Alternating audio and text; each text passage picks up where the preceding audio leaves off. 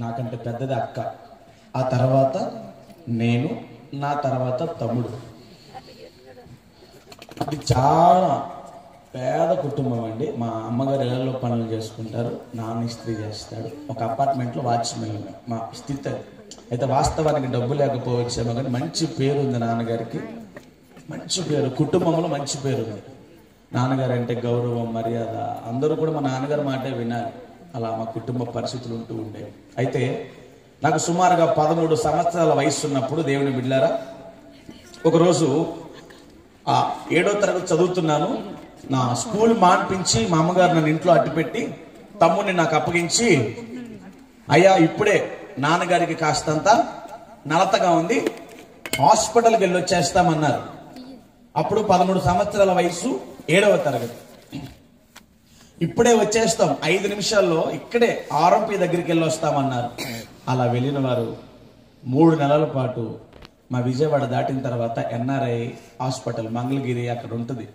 3 నెలల పాటు అదే హాస్పిటల్లో నాన్నగారు నుంచేశారు. ఆ రోజు ఇప్పుడే వస్తాను స్కూల్ మాన్పించి వెళ్ళినటువంటి నా తల్లి తండ్రి 3 నెలల పాటు హాస్పిటల్లోనే ఉండిపోయారు. అయితే ఆ 3 నెలల తర్వాత ఒకరోజు అనుకోకుండా నా తండ్రి శవమ ఇంటికి తిరిగి వచ్చాడు. అన్యులము పూర్తిగా మా ఆచారాల ప్రకారంగా నాన్నగారిని ఖననం చేసుకొని తలకొరువు పెట్టుకొని ఇంటికి తిరిగి వచ్చాను. ఇంటికి తిరిగి వచ్చిన తర్వాత అమ్మ కూర్చొని ఏడుస్తూ ఉంది. నేను చిన్నపిల్లని కదా, 13 సంవత్సరాల వయసు, అంటే అప్పట్లో ఏం తెలిసేది కాదు. అమ్మని అడిగానమ్మా, నాన్న ఎలా చనిపోయాడమ్మా అని. మా అమ్మ బోరున విలపిస్తూ నన్ను పట్టుకొని, నీ తండ్రి తాగి తాగి చనిపోయాడయ్యా, మీ నాన్నకి తాగుడు అలవాటు ఉంది, భయంకరంగా తాగేవాడు, మనకు అన్యాయం చేసి మిమ్మల్ని కూడా కనీసం పిల్లలకు కూడా పట్టించుకోకుండా మనల్ని వదిలేసి వెళ్ళిపోయాడు అని బోరున విలపించింది. నేను ఒక అర్ధగంట గంట ఏడ్చాను. ఆ తర్వాత నేను కాస్త తేరుకొని, ఎందుకో ఆ రాత్రి, నేను చిన్నపిల్లోనే కానీ ఎందుకో మా అమ్మకి ఇలా చెప్పానమ్మా, నాన్న చచ్చిపోయాడని చెప్పి నువ్వు బాధపడకు, నేనున్నాను కదా, ఇంటికి పెద్ద కొడుకును కదా, నేను కష్టపడతానమ్మా, నువ్వు బాధపడాల్సిన అవసరం లేదు, నిన్ను తమ్ముడిని బాగా చూసుకుంటానమ్మా అని మాట ఇచ్చా అమ్మకి. 13 సంవత్సరాల వయసు, చిన్న పిల్లని, 7వ తరగతి చదువుతున్నాను. ఆ టైంలో అమ్మకు మాట ఇచ్చాను, నేను ఏం బాధపడకమ్మా నేను ఉన్నాను అని చెప్పి అమ్మకు మాట ఇచ్చాను. ఆ తర్వాత మా జీవితం ఇంచుమించుగా చాలా దినాలు చాలా సంతోషంగా, ఎందుకంటే అమ్మకు మాట ఇచ్చాను. ఏమని అంటే, నేను నాన్నకు లాగా అవను. మా తండ్రి ఎలా చనిపోయాడండి, తాగి తాగి తాగి తాగి చనిపోయాడు. నా తండ్రి ఎంత తాగేవాడంటే, ఈ పక్కటెముకలు పొడి రూపములు రోజుకు ఒక ప్యాకెట్ చీము కారేది మా నాన్నకి. ఈ పక్కటెముకలు పొడి రూపములో రోజుకి ఒక ప్యాకెట్ ఆ చీము అంత త్రాగుడు మా నాన్నగారికి. అంత త్రాగుబోతానని బట్టి నా తండ్రి చనిపోయాడు. నేను అమ్మకు మాట ఇచ్చానమ్మా, నేను నాన్నకులాగా అవను, నేను త్రాగనమ్మా అని మాట ఇచ్చాను. ఆ మాట ప్రకారంగా 7 సంవత్సరాలు అమ్మకి చేదోడు వాదోడుగా ఉంటూ, విజయవాడలో బీసెంట్ రోడ్డు వస్తే అక్కడ పుస్తకాల షాపులు ఉంటాయి, విశాలాంధ్ర, ఎంఎస్కో బుక్స్ అని. వాటిల్లో 7 సంవత్సరాలు కుటుంబ పోషణ కొరకు రిక్షా దొక్కేవాడిని నేను. 13వ ఏట నుంచి 20వ ఏట వరకు ముఠా రోజు రిక్షా తొక్కి వచ్చే డబ్బులు తీసుకెళ్లి అమ్మకి ఇస్తే ఇంటద్ది, కరెంటు బిల్లు వగేరా వగేరా అవన్నీ కూడా చూసుకుంటూ ఉండేది. 20 సంవత్సరాలు వచ్చేంత వరకు కూడా అమ్మకు మాట ఇచ్చినట్లుగానే కష్టపడ్డాను, కలో గంజో కలిసే తిన్నాము, సుఖంగా బతికాము. అయితే ఇక యుక్త వయసుకు వచ్చాను కదండి, యవనస్తులారు కూర్చొని వాక్యం వినండి. యుక్త వయసుకు వచ్చాను కదా, 20 సంవత్సరాలు వచ్చింది. ఇక మీకు తెలియందే ఉంది, యవ్వన ప్రయాణకు వచ్చిన తర్వాత వయసు కాస్త ఏమండి తిరుగులకు అలవాటు పడిన తర్వాత ఈరోజు యవ్వన బిడ్డలు ఆపగలుగుతున్నామా? నేను కూడా అంతే. కేవలం 3 నెలల వ్యవధిలోనే 13వ ఏట నుంచి 20వ ఏట వరకు కష్టపడి రిక్షా తొక్కి ఇంటికి పెద్దగా పోషణకర్తగా ఉన్న నేను కేవలము 3 నెలల్లోనే గంజాయికి బానిస అయిపోయాను, మందుకి బానిస అయిపోయాను, టాబ్లెట్లకి బానిస అయిపోయాను, దొంగతనాలు నేర్చేసుకున్నాను, కొట్లాట్లకు వెళ్ళడం ప్రారంభించాను, భయంకరమైనటువంటి రాజకీయ నాయకులతో ర్యాలీలకు వెళ్తుండేవాడిని మందిస్తారని చెప్పి. కేవలం 3 నెలల వ్యవధిలోనే నేను ఎంత పద్ధతిగా పెరిగానో నా తల్లి పెంచింది అంటే, ఆడపిల్లలు ఉన్నారు వినండి. మా వీధిలో వాళ్ళందరూ కూడా నన్ను చాలా మెచ్చుకునే వాళ్ళు. ఎందుకంటే ఇంటి దగ్గర నేను తలదించుకుని ఆఫీసులో, మరలా ఆఫీస్ దగ్గర తలదించుకుని ఇంటి దగ్గర, అది నా జీవితం. నాకు మా వీధులు కూడా సరిగా తెలిసేవి కాదు. అందరూ అంటుండేవాళ్ళు, అయ్యా నువ్వు ఆడపిల్లగా పుట్టుంటే మీ ఇంకా భలే ఉండేదిరా మీ అమ్మకి, అంత పద్ధతిగా ఆడపిల్ల కంటే అనుకుగా బతుకుతున్నావు నువ్వు.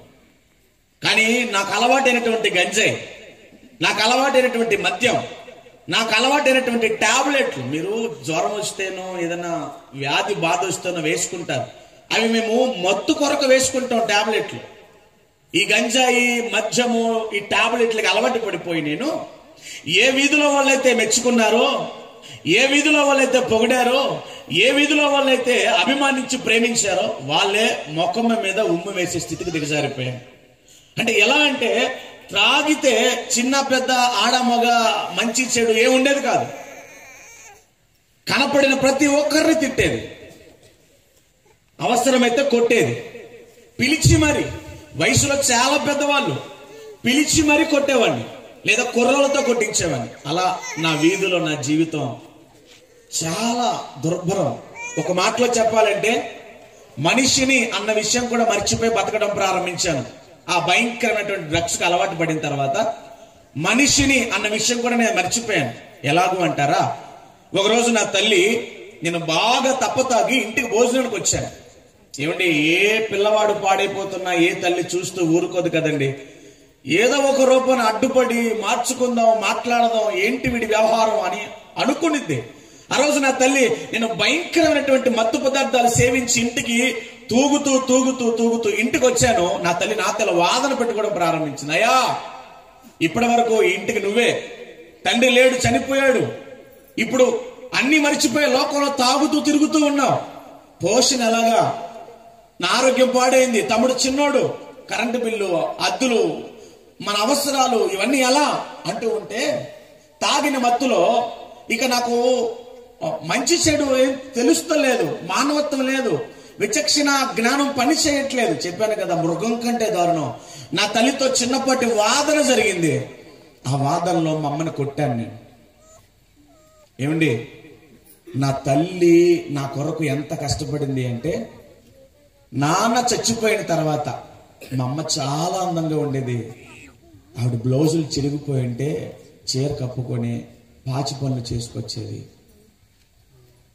చిరిగిపోయిన వస్త్రాలతో తిరిగేది, జాకెట్ సరిగా ఉండేది కాదు.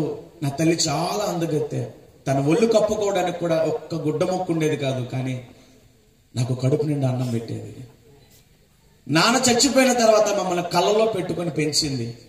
కానీ ఆ రోజు మా అమ్మని నేను కొట్టి, ఆ రోజు ఆవిడ్ని భయంకరంగా హింసించి, ఆ రోజు ఇంటి పరిస్థితి అంతా ఎలా మారిపోయింది అంటే, మాది చిన్న గదండి, అంత టైల్స్ ఉంటాయి.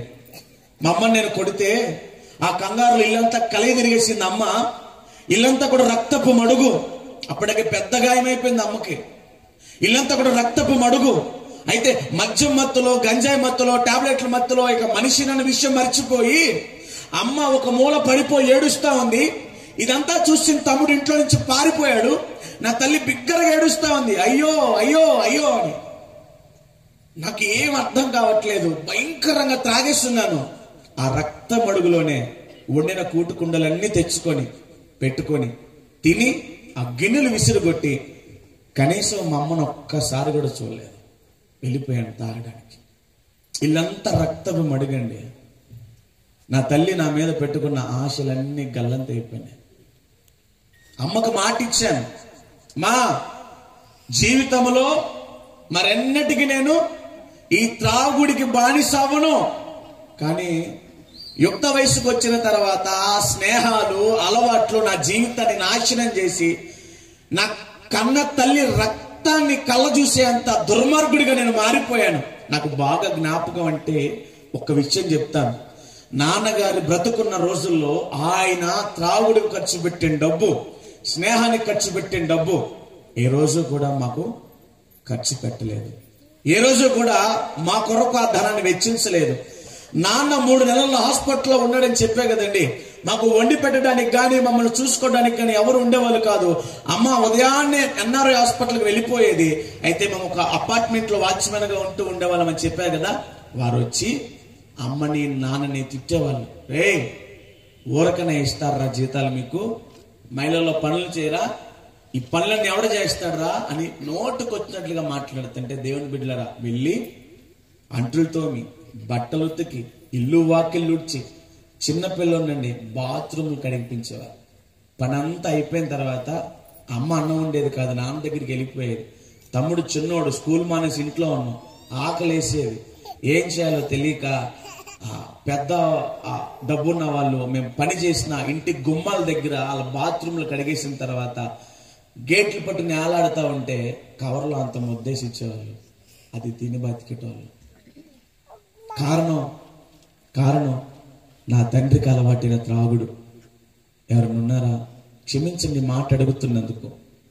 త్రాగుబోతులుగా మనము బ్రతుకుతున్నాము అంటే మన బ్రతుకుకు అర్థం ఉండాలండి. కట్టుకున్న భార్య గురించి ఏ రోజు ఆలోచించలేదు. కడుపును పుట్టిన బిడ్డల గురించి ఏ రోజు ఆలోచించలేదు. అయ్యో పసికందులే నా బిడ్డలు, నా భార్యకి ఏం తెలియదు, అదొక అమాయకురాలు, అయ్యో ఏంటి అని ఏ రోజు కూడా నా తండ్రి ఆలోచించలేదు. ఒక్క ముద్ద తినటానికి మేము అల్లాడిపోయేవాళ్ళం. అలాంటి దుర్భరమైనటువంటి జీవితం మాది.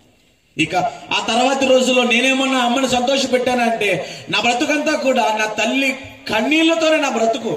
నన్ను బట్టి నా తల్లికి రోజుల్లో కన్నీళ్ళే. నన్ను చూస్తేనే భయపడిపోయేవాళ్ళు.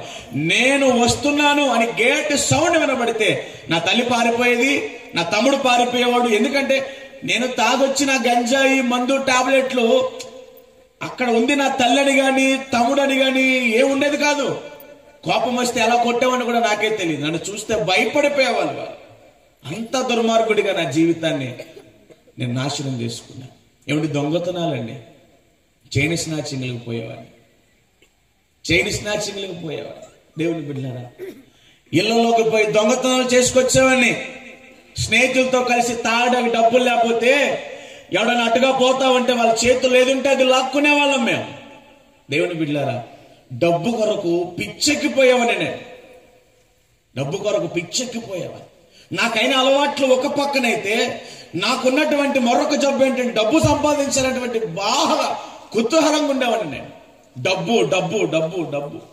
ఈరోజు యవనస్తులు ఈజీ మనీకి అలవాటు పడిపోయారు.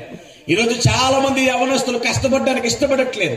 ఈరోజు చాలా మంది యవనస్తులు అక్రమంగా సంపాదించాలి, ఏదో ఒక రకంగా కూడబెట్టాలని చూస్తున్నారు. మా బతుకులు కూడా అట్లానే ఉండే. ఏమండి మీకు తెలుసా, ఒక అమ్మాయిని చంపడానికి డబ్బు సుపారీగా తీసుకొని గుంటూరు ప్రాంతం బయలుదేరిన వ్యక్తిని నేను. డబ్బు కొరకు. ఇలాగే ఒక రోజు రాత్రి మా విజయవాడ ప్రాంతంలో దేవుని బిడ్డలారా, ఒక అల్యూమినియం కంపెనీ ఓనర్ గారు ఉంటారు. ఎవ్రీ సాటర్డే నైట్ ఒక బల్క్ అమౌంట్ తో ఆయన తన ఇంటికి వెళ్తూ ఉంటాడు. తను వెళ్లే మార్గం అంతా కూడా కట్టిగా చీకటి. అతనికి ఒక రోజు నేను ఒక ముగ్గురు యవనస్తులతో అతనికి ఒక ప్లాన్ గీసి జేబీలో ఒక కత్తి పెట్టుకొని, కారం పెట్టుకొని, నాకు ఏమీ తెలియట్లేదు, భయంకరంగా త్రాగిస్తున్నాను నేను. అతన్ని వెంబడిస్తూ ఎక్కడ అందితే అక్కడ చంపడానికి కూడా వెనకాడం. ఎలాగైనా సరే ఈ రాత్రి వీడిని ఏదో ఒక రీతిగా మనం పట్టుకోవాలరా, ఆ డబ్బంతా దోచుకోవాలి. ఇది నా జీవితం. ఏమండి, ఒరిస్సా పోయాను నేను. ఒరిస్సాలో ఒక గ్యాంగ్స్టర్ ఇంట్లో 2 రోజులు స్టే చేసి అక్కడ చిన్నప్పటి సెటిల్మెంట్ లో ఒక రివాల్వర్ మెయింటైన్ చేసేంత స్థాయికి వెళ్ళిపోయాను. రివాల్వర్ తెలుసా మీకు? గన్ మెయింటైన్ చేసే స్థాయికి వెళ్ళిపోయాను. మనిషిగా ఆలోచించే ఆ ఆలోచనలు ఏమి ఇక నాలో కనబడట్లే. పూర్తిగా మృగం కంటే దారుణంగా నా జీవితం పాడైపోయింది. దేవుని బిడ్డ, భయంకరమైన గొడవలు. ఎప్పుడు వెనక ఒక 10 మంది కుర్రోళ్ళు నా వెనక ఏదో ఒక రీతిగా వెనక కుర్రోళ్ళు పెంచుకుంటూ ఏదో ఒక గొడవలకి పోవడం, ఏదో ఒక సెటిల్మెంట్కి పోవడం, ఏదో ఒక రాజకీయ నాయకుడు వెంట తిరగడం, ఇచ్చే డబ్బులతో ముందు తాగడం, వారిచ్చే వాటితో ఎంజాయ్ చేయడం, ఇంటికి రావడం అనేది కానీ, అమ్మని చూడడం అనేది కానీ, ఇక మంచి ఇచ్చడం అనేది కానీ ఏముండేది కాదు. భయంకరంగా తాగడం. ఏమంటే అప్పట్లో నేను ఆటో తోలేవాడిని. నేను తోలే ఆటో ఎంత దారుణంగా తోలేవాడిని అంటే, ఎవరైనా ఆడపిల్లలు కనపడితే ఏమండి నా తోలకం ఎలా ఉండేది అంటే, ఏమండి వారికి నాకు కనీసం ఒక పేపర్ గ్యాప్ కూడా లేకుండా వారి ఎదుటి నుంచి కావాలని భయభ్రాంతులకు గురి చేసేవాడిని మా ప్రాంత వాసులు. హైవేల మీద వన్ వేల్లో ఆటో, బైక్ కూడా కాదండి, హైవేల మీద వన్ వేల్లో ఆటో వేసుకొని షర్టులు తీసేసి కుర్రలను తప్పదాగి భయంకరంగా రైడ్లు చేసేటోళ్ళు.